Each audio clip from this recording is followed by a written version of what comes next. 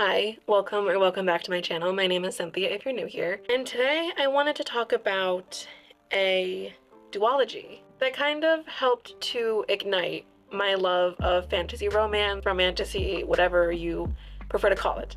Fourth Wayne by Rebecca Yarros is what really initially drew me into fantasy romance, but this duology, as well as the ACOTAR series, in my opinion, kind of solidified my love for fantasy romance.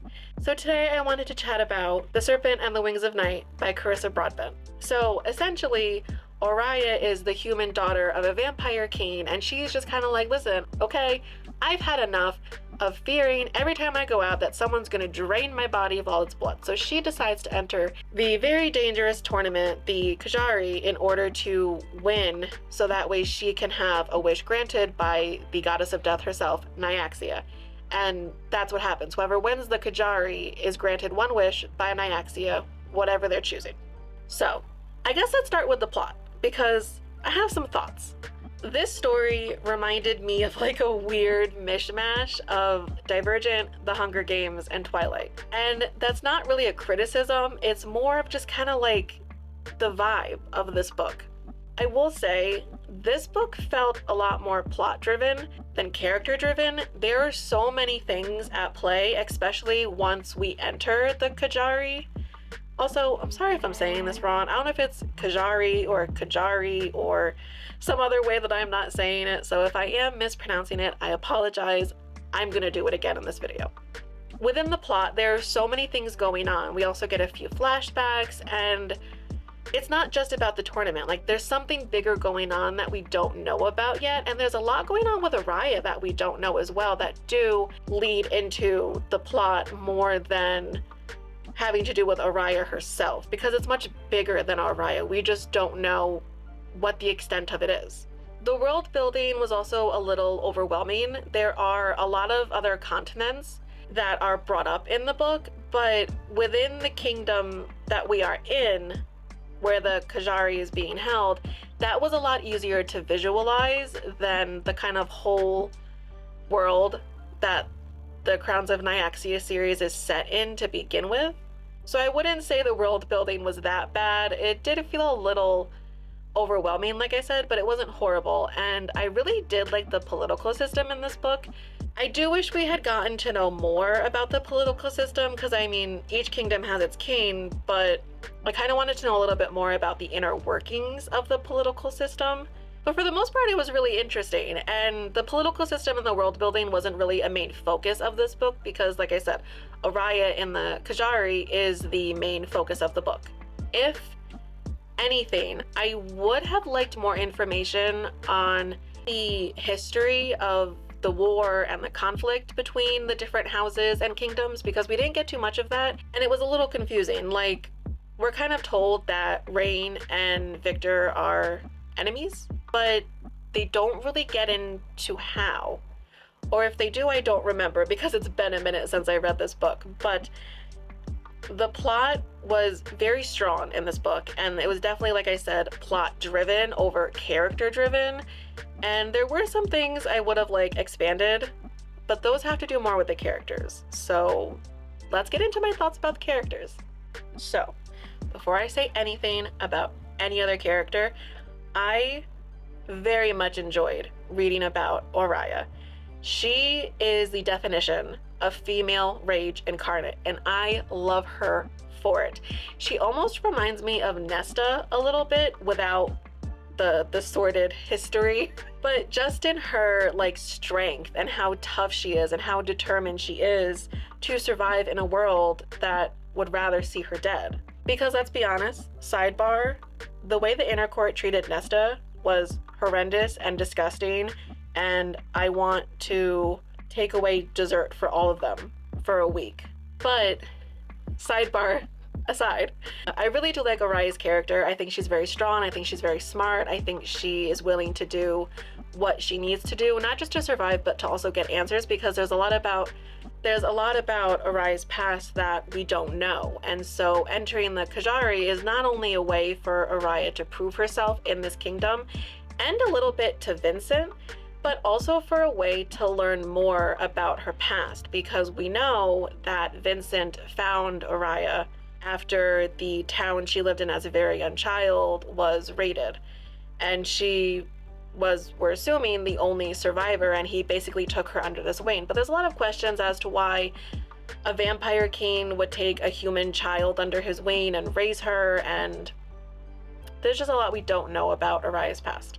I do also really like Rain. He grew on me. I was very surprised. I did not think I would like him because I don't like vampires, I don't like redheads, and I wasn't sure where this was gonna go. This wasn't a straight up enemies to lovers. It was more rivals to sort of friends to lovers back to rivals. If anything, The Ashes and the Star-Cursed King, the second book in Rain and Oriya's duology, is enemies to lovers, where The Serpent and the Wings of Night, this book, is much more rivals to lovers, if we were to put a label on it. But Rain is just, he's so hot. He's such a hot male main character. He's such a hot love interest.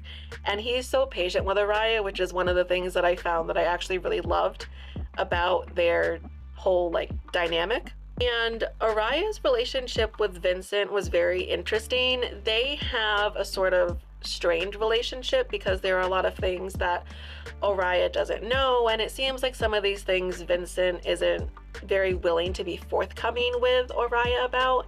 And so she's really left up to her own devices to figure out what's going on. And personally, I didn't feel too connected to the father-daughter dynamics in this book. I'm gonna get personal for a second, but I don't have a good relationship with my biological father, so there were some parts with Oriya and Vincent that I just couldn't relate to from like a father-daughter standpoint, which was a little disappointing, but that's neither here nor there, to be quite honest.